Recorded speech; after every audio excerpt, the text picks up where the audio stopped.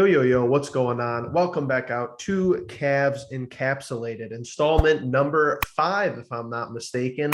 We are here. It's Tuesday, so you know what that means. It's normally good news day, but since the last time we were with you, unfortunately, just a spoiler alert, the Cavaliers have dropped all 3 contests within this last week.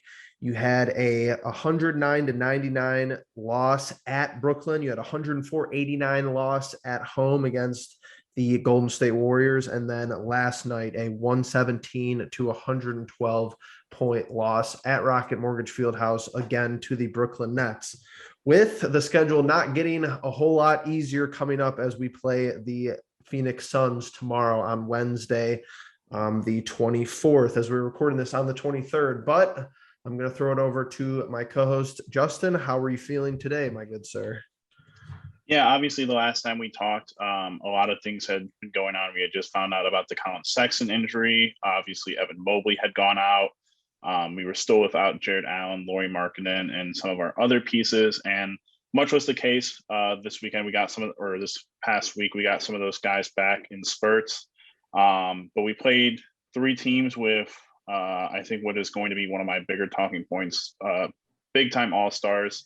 Guys that you saw them go to late in the games that obviously just kind of took them away and ended up helping them win for their teams and helped us lose a little bit, and something that we might need to figure out in the near future moving forward. But overall, I think we expected 0-3 and, not a great way to obviously start this, but I think it was something to expect. And I was happy with the performances that we put up.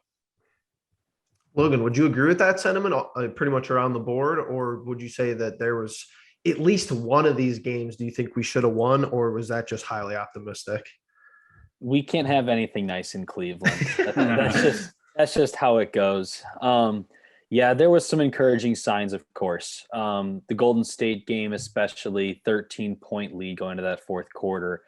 And then Steph Curry hits, 3 3-pointers to open up the quarter. They score the first 17 of the fourth, go on to win by 15. Couldn't believe my eyes when I saw we only scored 8 points in the fourth quarter. Yeah, and that Nets game again, the problem with the Cavaliers is, especially while we're down all these guys, I know we got a few back, but we're still waiting on, the real difference makers to still come back as well. The problem is these runs that teams go on, it's not like it's a 9-0 run over a 2.5-minute stretch. It's like a 9-0 run over a minute and 10 seconds. And when that happens, I think I was actually in the airplane coming back to Cleveland. I'm back in Cleveland, evidenced by the LeBron blocking Iguodala sign in the back here over my bed. When I was on the plane, I saw 80-71 Cavaliers. And I got a text from Jeff being like, Cam Thomas is draining threes now. And I'm like, what the hell happened? All of a sudden we're down. I don't understand that. These runs that teams go on in such a quick amount of time, more than anything, it completely changes the complexion, changes momentum. Yes, runs happen in basketball. It's one of those sports that is a game of runs. But I think the Cavaliers are always on the bad side of it. And when they're on the bad side of it, it is especially detrimental when teams are doing it so quickly and really just flipping the script in the snap of the fingers. It's kind of tough to get a read on this team because if I'm certain, which we're going to start with the first game on the road, Brooklyn is, I think that I don't even know how it's possible, but I think they're even underrated in a sense that I think Steve Nash is an underrated head coach. I think he's done a really good job in his initial tenure there, the short time that he's been there. But they just have underrated signings. Like I was texting you guys last night, Patty Mills. Yeah. I truthfully think Patty Mills makes their whole team go. And then they have got, they have LaMarcus Aldridge coming off the bench who torched us in both games we played with them in the last week. But for the Cavs side of the ball, the first game, no Lowry and no Jarrett Allen. We win the win the rebounding battle. I believe we win the rebounding battle as well in the Warriors game. But then you check out the assist numbers, we're not winning the assist numbers as good as we'd like. So it seems like when we have our big guys in the game, we rebound worse. But I don't know if our bigs are just that good at passing the basketball that they help us with so many assists, or I think it's more of the sense that we take higher percentage shots when the defense collapse on our big men. And that's a part of it. But Justin, this first game, I know we wanted to kind of stay away from just looking at the stat sheet, for every single contest, but what stood out to you as far as this first game at Brooklyn, playing on the road, which we've been good at this year so far? I think it's going to have to be a lot of comparison with just the guys that played in this game to the guys that played in the second game. Obviously, you were talking about our assist numbers being pretty low in this game. Well, if you compare it to the next game, a little bit higher. You get Jared Allen and Lauri Markkanen back, and I think the spacing comes back a little bit. You have a bunch of guards out there at one time. You got guys that aren't typically playing a lot of minutes, Dean Wade and Ed Davis being your two biggest guys in that starting lineup.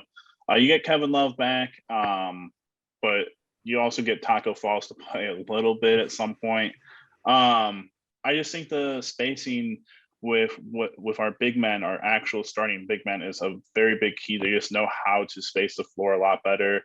And it was something that you saw in the second game with the Nets instead of the first game. So I think we got a little, too heavy-handed with the three-point shot in this game. I think we shot 25%, which is really awful, especially when you consider that they have James Harden, we have James Harden, Kevin Durant, and we're taking more threes than them. So just a poor game with, a lot of missing pieces. Yeah, absolutely, Justin. I think you mentioned last podcast you'd like to see us jack up a few more triples and see what happens. We both said, though, it can go one way or the other, but I think that's kind of what the Cavaliers are searching for, is just a fix to these guys being out. I said, I think on the last podcast, I wanted to watch these games kind of just from a fan's perspective. I really didn't take notes this time, guys. I didn't write down my usual numbers, my usual stats, because that's not what we're supposed to focus on, I think, right now. With everybody down, we look at what went right, what didn't go right. What didn't go right in that first game against the Nets, that first half. What did go right was that second half. They showed a lot more fight, a lot more grit. They once again battled back from a big deficit per usual. And I think after that game, you looked at us, we were 9-7, and it was like, okay, once again, we just battled with one of the best teams. With all of our guys down, there's a lot of things to certainly like. A couple games later, we're feeling a little bit like, God, I think we gave away one or two. And I mentioned in the last podcast, we're going to come back to those Wizards loss, that Celtics loss. Those couple of point differences are going to start hurting, because on the good side of things, yes, we're 9-9. We're still in a good spot. Help is on the way. Here's the problem. We don't know how much help we're getting back, because we just found out Colin Sexton's out for the year.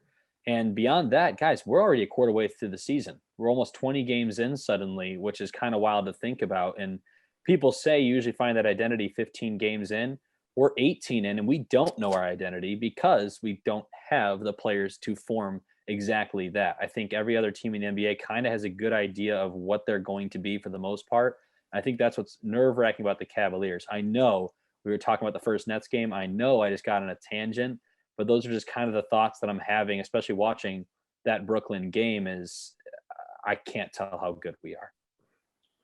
That's a fair point for sure. I think that was the unanimous, probably worst contest outside of the third quarter. We did not play very well in that game. On the road, it's tough, but the final takeaways from that contest for me was Harden with 27. That's fine. And I'm gonna harp on this probably the whole episode. Harden with 27, fine. Durant with 23, fine. Sure. Patty Mills with 21. So you have three starters with 20. You're not winning many games given, with that type of defense performance, even though we only gave up 109. And Lamarcus Aldridge had 24. So coming off their bench, the bench points killed us there. On our side, which I don't know if it's sustainable. I don't know with a lot of these guys, is it sustainable? Is Ricky Rubio going to average his career high all year? I don't know. Is Ed Davis going to be good? Is Ed Davis going to be able to be a rebound vacuum like we saw in that game? That was the positive for me in the first Nets game, is that Ed Davis, played great minutes, 24 minutes that were all pretty quality. I believe his plus minus was actually pretty serviceable as well.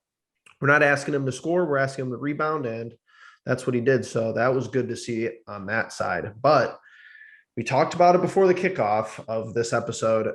The home games, even though it's just unfortunate, and Justin was hinting to this, back-to-back home games we lose. The Warriors game, you're not supposed to let these teams go on 10, 15-0 runs when you're in Rocket Mortgage Fieldhouse. That was the startling point. Steph Curry, obviously takeover mode. I know that he's one of the better players to ever touch the basketball, but See, like that's fine though. I wasn't Right. even That's even okay. upset about the Golden State game. He hangs 40 on our head. Like, okay, tip your cap. It's not like, Kevon Looney had 25. You know what I'm saying? So, Justin, I'm gonna say, how was the game that we went to? As far as limiting big runs with Boston, does Evan Mobley contribute to limiting big runs that much where we miss him for a handful of games and we just start giving up a boatload of points just randomly in short time spurts?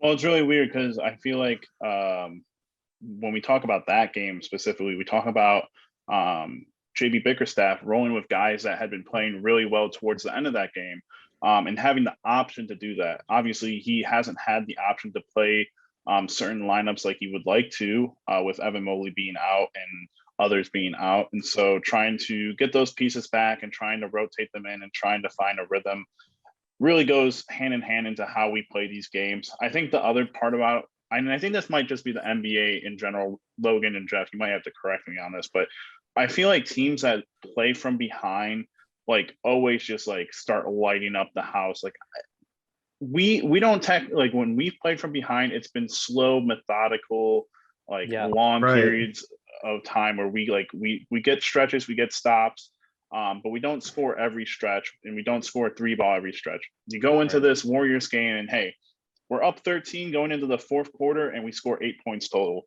in the fourth quarter, and they score 36, 38. I think it was 36, yeah, something like that. And that's just outrageous. I mean, but again, that's Steph Curry doing Steph Curry things, just shooting the lights out of the house. It's just difficult because I feel like we've been trying to, mix and match with who's playing defense on certain players and in critical times. And we still, for some reason, haven't really figured out our defensive identity in that fourth quarter yet. Hey, Jeff, to answer your question, and you can answer this question for me. When the Warriors went on that 17-0 run, how many of those shots were contested?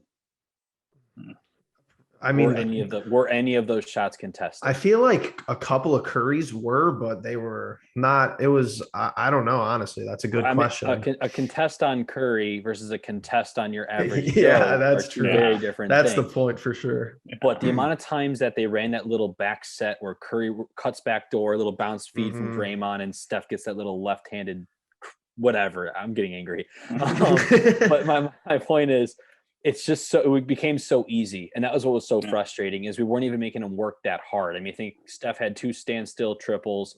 Then they'd have a triple they miss so badly that it goes to the corner for another wide open 3. Answering your question about Evan Mobley making a difference in those runs, he absolutely does. He led the league in contests before. Those little backdoor feeds to Curry, not going to happen when Evan Mobley is standing there anchoring the middle. So I think Mobley does make that difference. He does stop those little runs before they get out of hand. I also think JB Bickerstaff held those timeouts a little bit too long. I think that was also another big issue. But yeah, and also to answer your other part that you mentioned, Jeff, was Kevon Looney didn't go for 25, but a guy named Nemanja Bjelica got 14 in the first half. Or in the next game, Cam Thomas grabs 11. Like you said, Patty Mills at 21. It's just like, let those stars beat the crap out of you. And believe me, Steph Curry's 40 was plenty of a beating. Right. But if you're going to let that happen, you pretty much have to shut down every other scoring output that a team can, possibly get on you. The defense you're right, though. It has struggled. The contested shots, you're missing so many a night from Mobley. Great point. Totally even forgot that stat existed since he hasn't been on the floor. But the startling part, and it's even transitioned into last night, in the sense that these last 3 games, what has been upsetting to me is that we're at a point where I think Dean Wade has played better defense over the last 3 games than Isaac Okoro has. And it doesn't make any sense to me. No. Last night, Isaac Okoro played probably his best game of the year. I believe he had 3 triples, decent amount of points, but and I know he's not supposed to guard point guards. Like, I understand that I don't even know who was on Curry that game. Like, I'm sure it was committee, but you're at the point where I just want Okoro to guard the other team's best player. Doesn't matter if it's a point guard. Obviously, he's not going to be able to guard 7-footers, but even power forwards, like Dean Wade is guarding Kevin Durant. Like, Isaac Okoro isn't even guarding the Nets' best player. So you're at the point where That's definitely frustrating. I was looking around YouTube, and in my recommended, I didn't click on it, but I just saw the thumbnail, and it was an NBA basketball YouTube channel. The end of the third quarter and all of the fourth quarter, Steph Curry, he either scored or assisted on 33 points.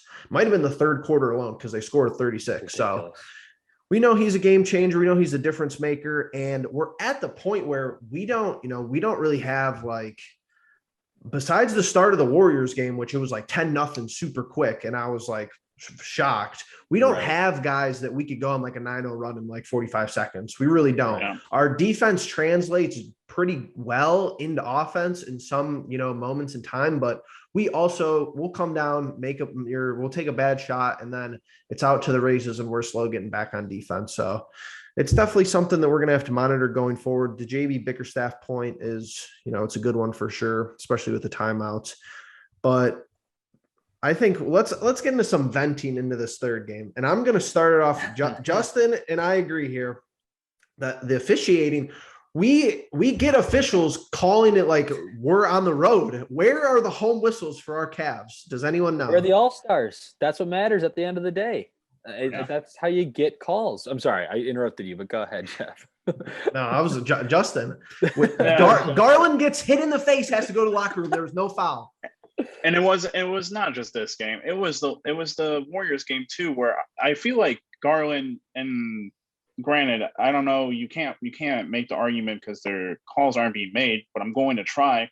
He's turning the ball over in response to dudes literally loose ball fouling him, and the calls are just not being made. And I question what a loose ball foul is, because towards the end of the game, all you need to do is touch a dude lightly and they call the foul so they can go shoot the free throws. Like, they know they're trying to foul there. But when Garland's like slipping and sliding all over the floor because dudes are bumping him and reaching in trying to get the ball, and he gets 0 calls, it's like the only way we get these calls are if we're driving straight to the bucket. And Garland, I think it's twice now that he's been just straight up mauled by people and has had to like either leave the game for a moment. Obviously last night he got drilled in the eye by Harden. And that's probably the biggest reason we lost that game. Not the biggest reason we lost that game, but you could clearly tell in the third quarter, Garland goes out and all efficiency goes away from what we were doing. We start taking really bad shots. Rubio starts taking a lot of bad shots in that third quarter. And the offense in general comes to a standstill. And that lead that we once had starts to dwindle very much so. And yeah, at the end of the day, Kevin Durant, big time name, James Harden, big time name. And they were trying to get away early on in the season from giving James Harden a lot of fouls. But, even Jeff made the point of, Ricky Rubio, he trucks up a shot where he's clearly getting fouled, but they're thinking it's like a James Harden move somehow. And somehow we get called for an offensive penalty. Like, how is that a thing? Like, I know it's like new in the rule book, but we didn't have anything to like go back and look back onto, because like we didn't have any timeouts. It's upsetting because the NBA is more of a all-star driven kind of league, and the later you get into those games, the more you see players take over, like a Durant or James Harden, and we just don't have that as of right now. The oldest rivalry in all of sports, Cleveland versus the refs. We've always known this, and I don't want it to sound like sour grapes, and I don't want this podcast to really just sound like we're sad. I think I don't know. I can't speak for all sad. of you guys. I was wrong. But what I had to talk about the Browns yesterday, Logan. Okay, I mean, what can you take from that? That's a whole nother thing. But, oh my God. But yeah, I mean, to me, at the same time, you still played 3 great teams. You still put together 3 good performances. But yeah, it's the things that are out of your control that are the most frustrating freaking things in this world. Injuries, apparently illnesses, and then referees. You can't control any of those. And I think if you have 1, 2, maybe all 3 of those go your way, maybe you won 1 or 2 of those 3 rather than going 0-3 and sitting at 500 now. So I can understand the frustration, and I hope most of the people watching this video also understand that frustration. And I never want to be one of those guys that talks about the refs too much, because in football, it's one of those things where it's really more costing than it is in the NBA because whole drives get stalled and everything. And we've talked about this, Jeff. But for me, when you come out of the game and you have a coach, JB Bickerstaff, talking about how everyone, staff, players, and refs need to all be like on point and doing their jobs to their best of the ability. Like it's apparent to guys like that. And if it's apparent to us and it's apparent to the coaches, like obviously something's going on there, but just so unfortunate, like Logan said, the uncontrollables are happening. But at the end of the day, like Logan said, we don't want to be too negative because as of right now, we are sitting at 9-9. And I think we have a couple of winnable games before the next time we speak. Should have checked the box score before we got off on that tangent because I don't know how, because we shot 29 free throws last night and they only shot 18. But we're at the point where it's like I feel like we don't shoot free throws in the fourth quarter though. It's just there's important plays when the other team's on a run and they get an and one. Justin? Question. Yep. Ricky Rubio got fouled by Kevin Durant last night when they were inbounding. We were in the bonus. Why did we not shoot free throws? I don't think you shoot free throws in the bonus because it was an offensive foul.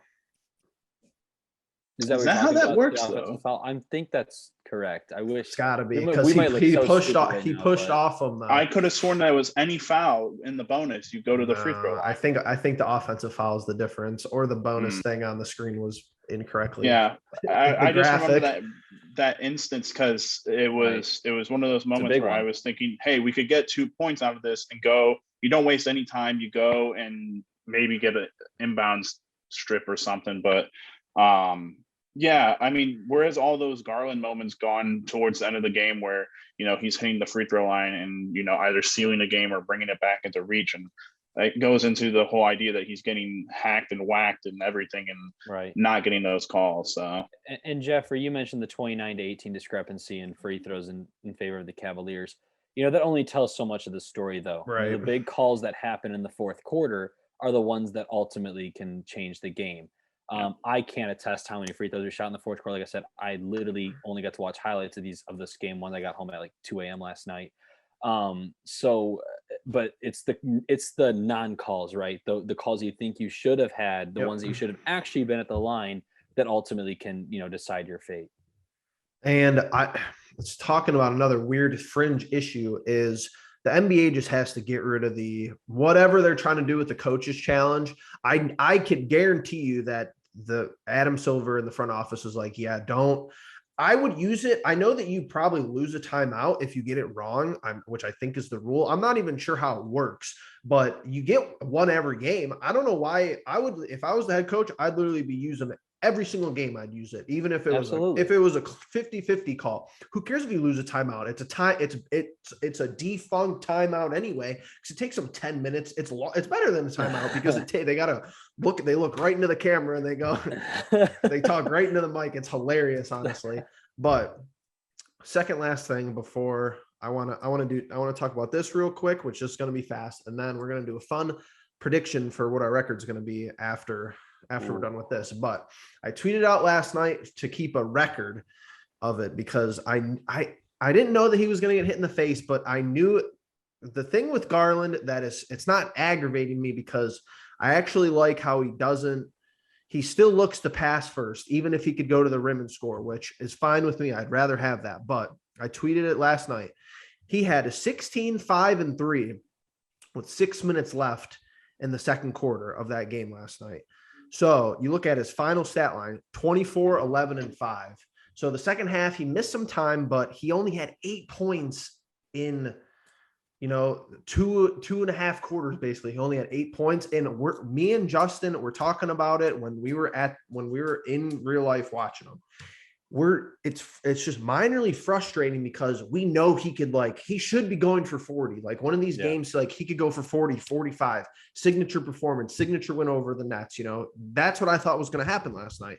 Then he gets hit in the face, a little bit unlucky, but is it the product of his youth or what?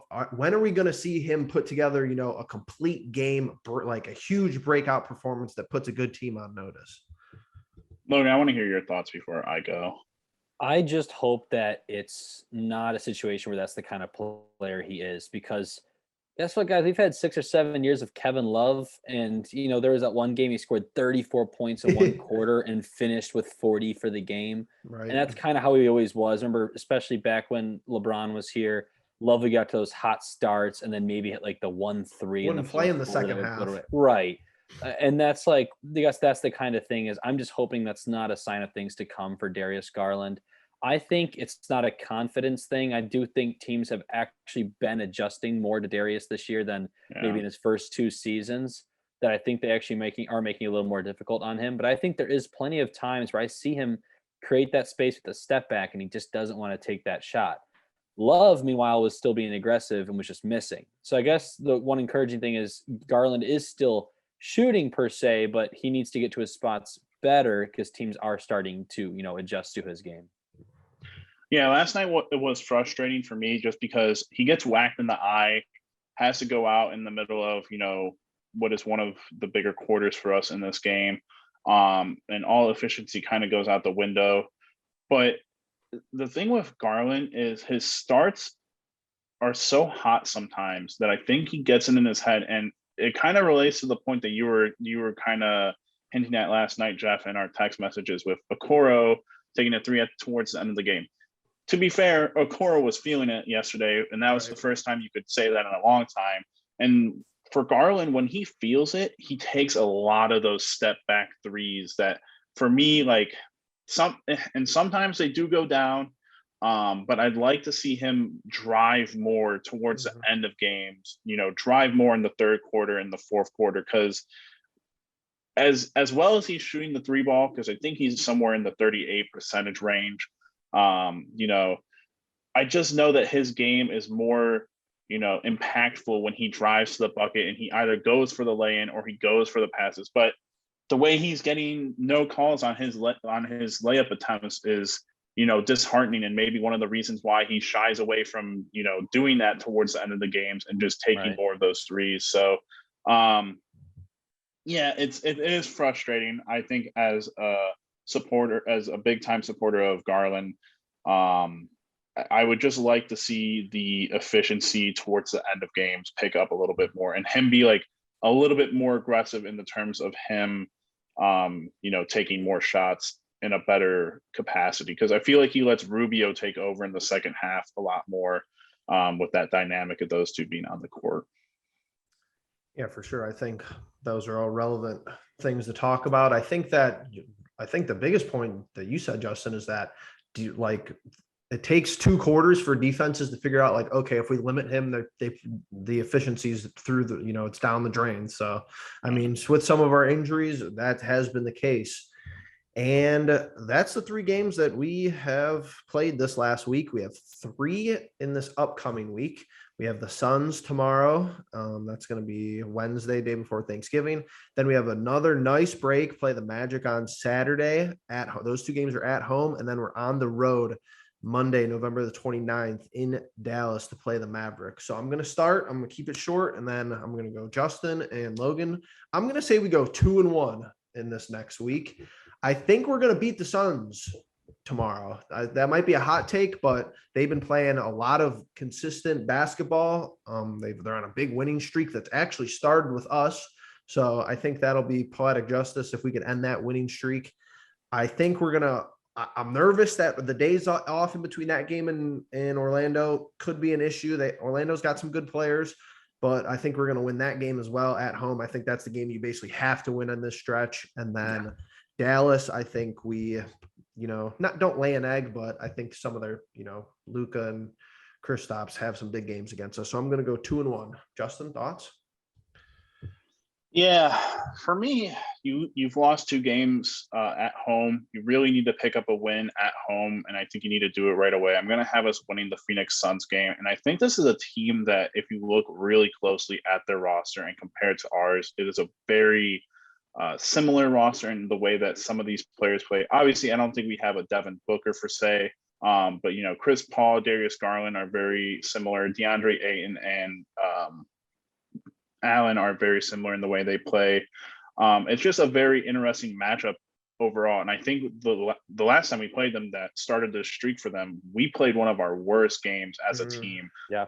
So I thinking we win this game. It gets us going back in the right direction. We beat the Magic. You got to beat the bad teams, like Logan has said in the past. You got to beat the teams that you should. And then I will go with the same prediction as Jeff. We will lose to the Mavericks. My head says 1-2. My heart says 2-1. But I'm actually going to say we win the Mavericks game and lose the Suns game. I think Phoenix is just playing that kind of brand of basketball that we started seeing in the second half of their season last year, continuing to the playoffs. I think they've kind of found their mojo, their stride. Now, not to say the Cavs can't beat them. I do think they can actually play with the Suns. I think the Magic is just kind of one of those games when you need a win, it's just conveniently placed in your schedule that you can finally get your W back. We have played really well in Dallas over the last number of years. I don't know why. We just tend to do that. In fact, I think Dallas actually has more success against us in Cleveland when Luka is playing in front of the Cleveland home crowd. I think I'm going to go 2-1. I got us dropping to the Suns. We're going to be under 500. We're all going to be thinking it's the end of the world. Win 2 in a row and maybe come back right back above 500 for the next podcast. If they go 0-3, there's going to be a lot to talk about next week. Yep. Yeah, absolutely. That's for sure. That's for sure. So what do we know? We know Colin Sexton's out for the year, unfortunate. And we know that this time next week, we're hopefully going to have a more clear picture on Evan Mobley. I believe next week today will be 2 weeks. 2-ish weeks. Two weeks out of the potential 4. So saw some video on Twitter of him getting threes up today at the practice court. So that's a good sign. No need to rush him back. It's still early, not even close to the All-Star break. So, but yeah, that's going to wrap it up for us here. If you guys like what you heard, make sure that you subscribe, hit that like button, drop a comment down below. What do you like? What do you hate about this? Do you hate anything about it? We're bringing out more. We might have a random midweek video, or it might not be a Tuesday. We're going to do mid-season, or not mid-season, but potential Cleveland Cavalier individual player awards that we could see some of our guys maybe receiving at the end of the year. Rookie of the year, most improved player. We got a 6th man of the year candidate. So that's going to be all good. And make sure you guys are on the lookout for that one. Hit the bell notification, and we're going to see you guys in the next one. Peace.